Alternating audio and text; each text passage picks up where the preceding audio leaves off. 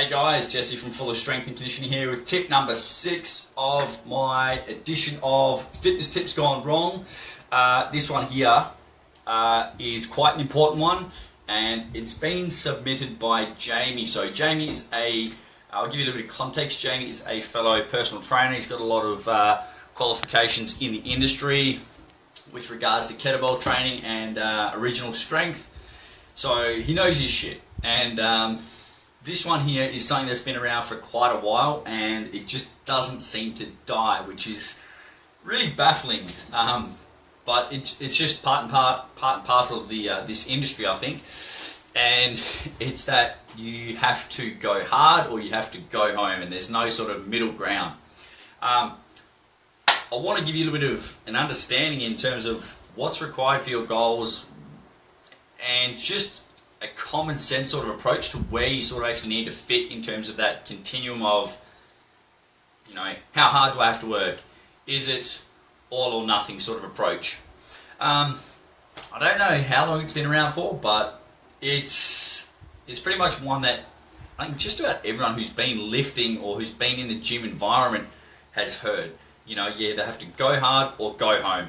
And I agree, absolutely, you need to work hard when you're in the gym environment, regardless of your goals, whether you want to lose 20, 30 kilos, whether you want to, you know, decrease your 5K run time, or whether you want to bench press more weight or squat or deadlift, whatever it is, you need to work hard. And that's a given. If you don't understand that fact, you're going to really struggle to get your goals. So just understand, regardless of your goals, there's going to have to be an amount of effort and exertion on your part to actually get a result. Okay, it's not going to be an easy ride.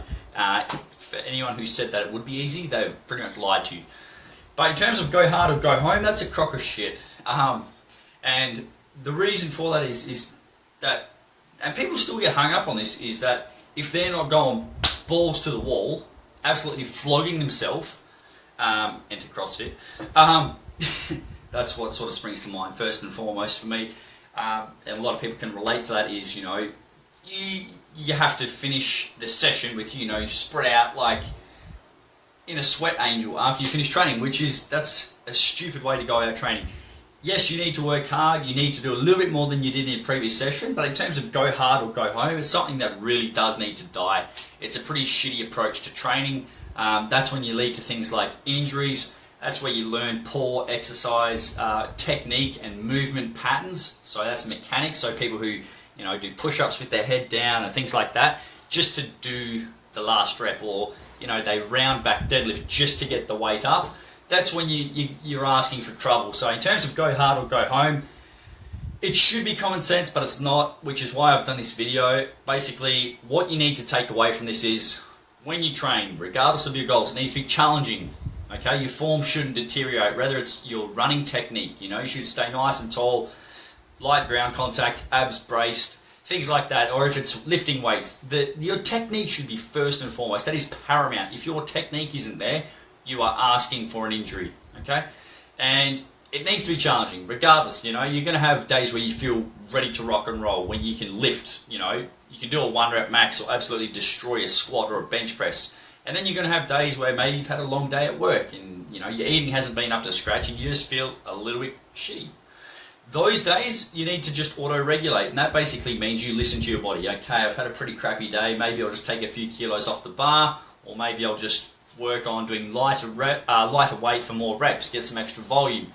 So in terms of go hard or go home, please don't follow it. If you know someone who does follow it, tell them to watch this video, tag them below. I'd love to get this message out there to the broader community and the public, because all it does is it makes my job harder as a personal trainer, as a strength and conditioning coach, because people are getting these mixed messages and they're not sure how to train, which is really, really unfortunate. But people hear it from one person who's maybe an authority and they take it as gospel, and, you know, that's where people get injured, they have bad training experiences, and then they end up resenting exercise or going to the gym. And that's not what I want. I want people to enjoy.